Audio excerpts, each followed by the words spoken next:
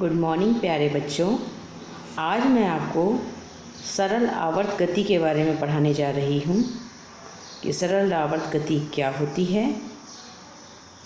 और इसकी परिभाषा क्या है। सरल आवर्त गति को समझने से पहले मैं सिंपल एक आवर्त गति समझाने जा रही हूँ। पीरियोडिक मोशन आवर्त गति किसे कहते हैं? जब कोई गतिमान वस्तु एक निश्चित समय के पश्चात अपनी पूर्ववत अवस्था में आ जाती है तथा वह फिर इसी प्रकार बार बार गति करती है तो उसकी गति को आवर्त गति कहते हैं। जैसा कि घड़ी का पेंडुलम घड़ी का पेंडुलम जिस प्रकार गति करता है वह अपने माध्य स्थिति के एक बार दाएं, फिर वापस अपनी माध्य स्थिति में आता है, फिर बाएं जाता है, फिर माध्य स्थिति में आता है और इस पथ को या इस पाथ को वो बार बार एक निश्चित समय अंतराल पर दोहराता रहता है। तो इस प्रकार की गति आवर्त गति कहलाती है। अब हम जानते हैं कि सरल आवर्त गति क्या होती है। यदि कोई वस्तु अपनी माध्य स्थिति के दोनों ओर एक सरल रेखा में गति करती है तो उसे सरल आवर्त गति कहते हैं। अर्थात जो अभी अपन ने आवर्त गति पढ़ा था कि यदि यह आवर्त गति एक सरल रेखा में हो तो यही आवर्त गति सरल आवर्त गति कहलाएगी। और इसे गणितीय रूप में अगर परिभाषित किया जाए कि सरल आवर्त गति क्या होती है तो इसे हम इस प्रकार समझा सकते हैं कि माना किसी वृत्त की परिधि पर होने वाली एक समान गति का वृत्त के व्यास पर अगर हम प्रक्षेप लें तो वह प्रक्षेप कैसा आएगा? एक सरल आवर्त गति आएगा। इस चित्र में आप देख रहे हैं कि एक P बिंदु पर कोई m द्रव्यमान की वस्तु है जिसका कि कैसा मोशन हो रहा है? एक वृत्ताकार कक्षा में मोशन हो रहा है। वृत्त की परिधि पर वह गति कर रही है, एक समान चाल से चल रही है। तो ऐसी गति करती हुई इस वस्तु P का अगर हम इसके वृत्त के व्यास y डैश पर प्रक्षेप लें तो वह प्रक्षेप हमेशा कैसा आएगा? एक सरल आवर्त गति आएगा। माना चित्रानुसार m द्रव्यमान का एक कण a त्रिज्या तथा O केंद्र वाले वृत्त की परिधि पर एक सामान्य कोणीय चाल ω0 से अगर चक्कर लगा रहा है तो किसी क्षण जब कण बिंदु P पर है तब कण की स्थिति से वृत्त के व्यास y डैश पर डाले गए लंब का पाद बिंदु M होता है और कण द्वारा वृत्तीय पथ पर एक चक्कर पूरा करने में लंब का जो पाद बिंदु M है वो वृत्त के केंद्र O के इधर उधर सरल रेखा में गति करता है। अर्थात गति कैसी होती है? सरल आवर्त गति होती है। वृत्तीय गति में कण पर अभिकेंद्रीय बल जो सदैव केंद्र की ओर होता है लगता है तथा बल का y डैश दिशा में घटक m ω0 square a sin ω0 t होगा। यहाँ ω0 क्या है? इसकी आपको बताया था ω0 इसकी कोणीय चाल है, a इसके द्वारा अपनाए गए पथ की वृत्ताकार पथ की त्रिज्या है, m उसका द्रव्यमान है। ठीक है, स्मॉल t यहाँ समय है। तो बल का y डैश दिशा में घटक m ω0 square a sin ω0 t होगा। अब चूंकि हम जानते हैं ट्रिग्नोमेट्री की सहायता से अगर हम इस चित्र में देखें तो साइन ω0 t अगर हम निकालेंगे तो साइन ω0 t का मान होगा आपके सामने OM बटा OP। OM बटा OP। OM विस्थापन y है, OM क्या है? वस्तु का विस्थापन है और OP क्या है? A त्रिज्या A। तो साइन ω0 t का मान क्या निकल आया? y upon a। अतः कार्यकारी बल अगर हम निकालें तो उसका मान क्या होगा? m कार्यकारी बल F equals to m ω0 square a। Sine ω0 t की जगह हम y अपॉन a रखेंगे तो उसको सरल करने पर हमारे पास आएगा F equals to m ω0 square y। चूँकि विस्थापन y दिशा में होता है, इसलिए कार्यकारी बल y दिशा में होने के कारण ऋणात्मक लिया जाता है। अतः F इक्वल्स टू क्या होगा?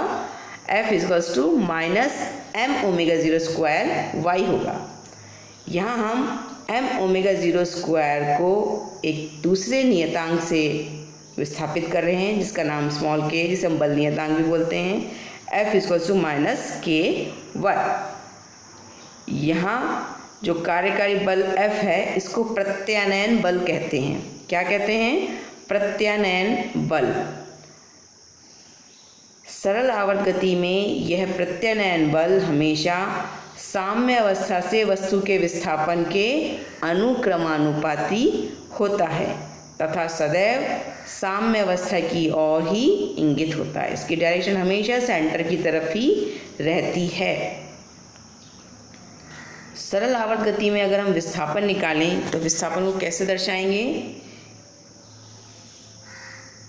रेखीय सरल आवर्त गति में किसी क्षण कण के विस्थापन का समीकरण y equals to a sin ω0t होता है।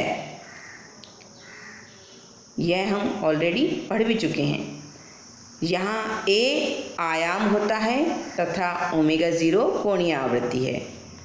अब चूँकि ω0 बराबर 2π/t होता है, जहाँ t आवर्तकाल होता है, तो यह मान समीकरण 1 में रखें तो y equals to a sin 2π/T into small t होता है। स्मॉल t चूँकि समय है, तो समय के स्मॉल t के विभिन्न मान रखकर हम स्मॉल y के विभिन्न मान ज्ञात कर सकते हैं और इसका एक ग्राफीय निरूपण भी किया जा सकता है विस्थापन एवं समय के बीच। तो उसके लिए हमें कुछ डेटा चाहिए होगा ग्राफ बनाने के लिए, तो हम वो डेटा निकालते हैं। स्मॉल t की वैल्यू 0, कैपिटल T/4 पे, कैपिटल T/2, 3T/4 और कैपिटल T, यानी पूरा समय अंतराल t पर हम इसके मान निकालने जा रहे हैं। जब हमने स्मॉल t बराबर 0 रखा तो sin 2π कैपिटल T/स्मॉल t का मान भी 0 हो जाएगा और इसके 0 होने पर y equals to a sin 2π capital T into small t, इसका मान भी 0 हो जाएगा। यदि हम स्मॉल t बराबर कैपिटल T/4 रखते हैं तो sin 2π capital T into small t का मान 1 हो जाता है और इसका मान 1 होने पर y equals to a sin 2π capital T into small t का मान a हो जाता है। इसी तरह से जब हम कैपिटल T/2 रखते हैं स्मॉल t का वैल्यू, तो हमें sin 2π/T into capital T का मान इंटू स्मॉल t का मान 0 मिलता है और विस्थापन y का मान भी 0 आता है। इसी प्रकार जब हम स्मॉल t बराबर 3T/4 रखेंगे तो विस्थापन y हमें स्मॉल a मिलता है और यदि हम स्मॉल t का मान कैपिटल T के बराबर रखते हैं, यानी 2π रख देते हैं पूरा, तो उस समय y का मान 0 हो जाता है। अतः ये मान जब हम एक बार प्राप्त हो गए हैं तो हम स्मॉल t तथा y के बीच ग्राफ बना सकते हैं और वह ग्राफ कुछ इस तरह से होगा जो आपके सामने दिख रहा है। x अक्ष पर स्मॉल t यानी समय ले रखा है, y अक्ष पर हमने विस्थापन y ले रखा है। चूँकि अभी हमने देखा था जब स्मॉल t बराबर 0 तो y का मान भी 0 था, जब स्मॉल t बराबर कैपिटल T/4 था तो y का मान a था, जब स्मॉल t बराबर T/2 यानी हाफ आवर्तकाल था तो उस समय विस्थापन का मान 0 था और जब 3T/4 था तो विस्थापन y बराबर -a था, नेगेटिव में था, और जब स्मॉल t बराबर कैपिटल T था तो विस्थापन अगेन 0 हो गया था। तो इस तरह से हमने इसका विस्थापन का, जो कि एक पीरियोडिक विस्थापन है, आप देख रहे हैं समय अंतराल, एक निश्चित समय अंतराल के बाद अपनी स्थिति को वो रिपीट करेगा, तो इस तरह का हमें मोशन मिलता है। विस्थापन एक सरल आवर्त आता है।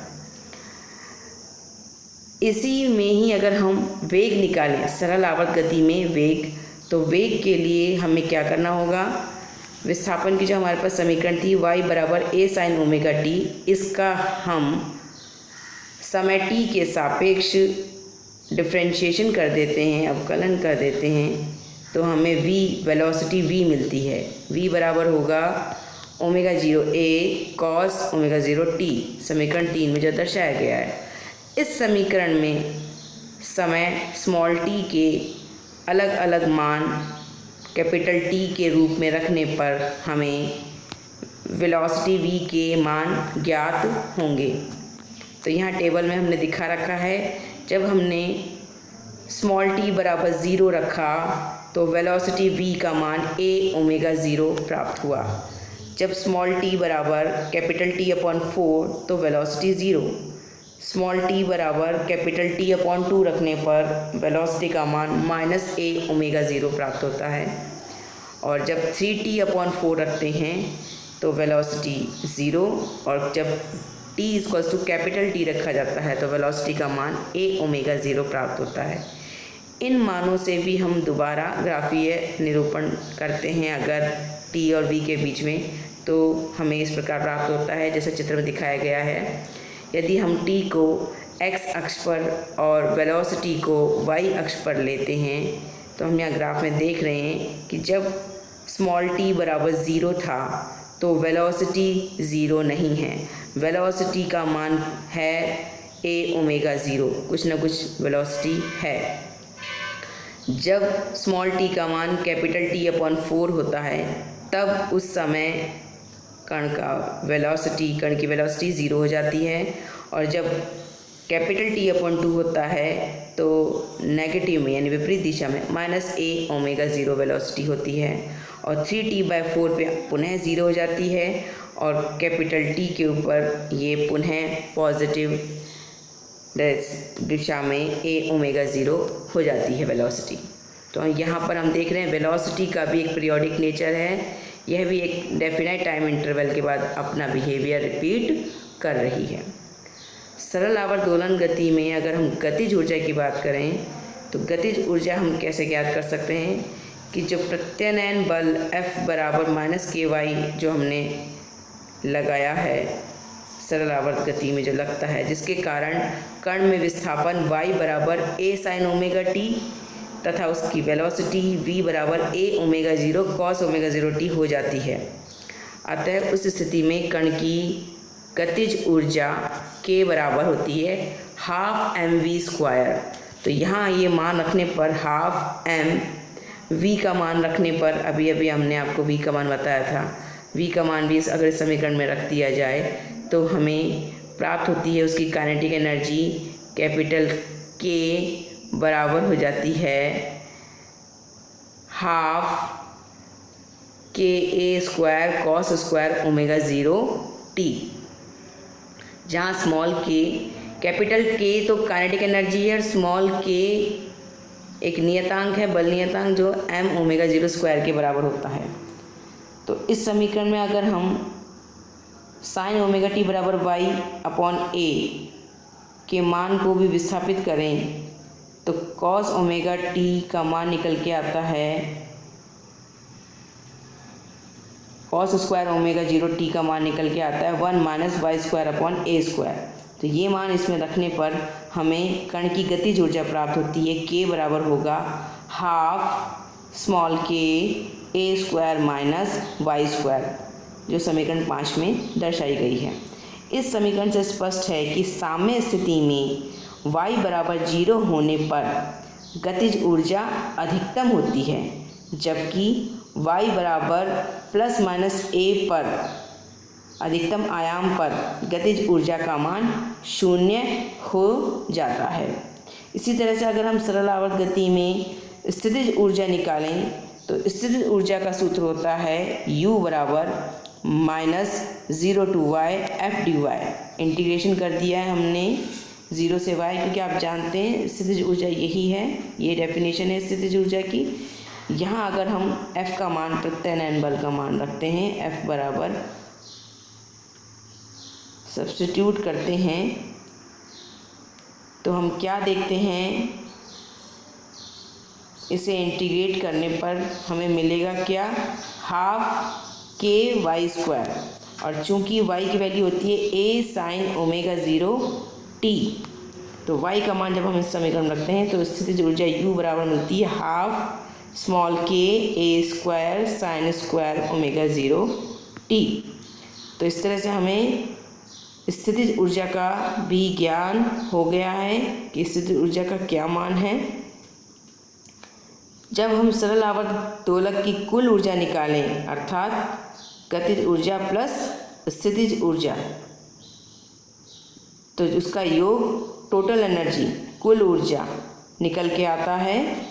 तो हम उस टोटल एनर्जी को निकालेंगे। टोटल एनर्जी होगी गतिज ऊर्जा प्लस स्थितिज ऊर्जा। चूँकि इसकी गतिज ऊर्जा थी half k A square cos square omega 0 t और इसकी स्थितिज ऊर्जा थी half k A square sine square omega 0 t। ये दोनों मान रखने पर हमने इसको सरल करा तो हमें टोटल ऊर्जा मिली है half k A square small के ए स्क्वायर, जो कि एक कांस्टेंट है, एक स्थिरांक है। तो इससे स्पष्ट होता है कि सरल आवर्त गति में कुल ऊर्जा स्थिर रहती है, अर्थात समय तथा कण की स्थिति के साथ नियत रहती है। जब कण की गतिज ऊर्जा शून्य होगी तो उस समय उसकी स्थितिज ऊर्जा अधिकतम होगी। जब कण की स्थितिज ऊर्जा शून्य होगी तो उसकी गतिज ऊर्जा अधिकतम होगी, अर्थात कुल ऊर्जा सदैव नियत रहती है। सरल आवर्त गति में कुल ऊर्जा, गतिज ऊर्जा तथा स्थितिज ऊर्जा का कुल योग सदैव एक नियतांक रहता है। इसे इस चित्र में भी आप दर्शा सकते हैं। इस चित्र में आप देख रहे हैं कि x डैश एक्सिस दे रखी है और y एक्सिस पे ऊर्जा ले रखी है। तो यहाँ जो सॉलिड लाइन से हमने स्थितिज ऊर्जा दिखा रखी है और डॉटेड लाइन से हमने गतिज ऊर्जा दिखा रखी है। और ऊपर की तरफ एक पैरेलल लाइन खींच रखी है x एक्सिस के, वो पैरेलल लाइन टोटल एनर्जी को इंडिकेट कर रही है। तो अगर हम यह निकालना चाहें कि ऐसा कौन सा विस्थापन है जिस विस्थापन पर y के किस मान पर गतिज ऊर्जा तथा स्थितिज ऊर्जा दोनों का मान समान रहेगा, तो उसका मान गणना करने पर y बराबर a/√2 आता है, अर्थात x बराबर a/√2 विस्थापन का वह मान है जहाँ गतिज ऊर्जा एवं स्थितिज ऊर्जा, कण की गतिज ऊर्जा एवं कण की स्थितिज ऊर्जा समान होती है। अतः मैं यह आशा करती हूँ कि अब आपको सिंपल हार्मोनिक मोशन, सरल आवर्त गति अच्छी तरह से समझ में आ गया होगा। धन्यवाद।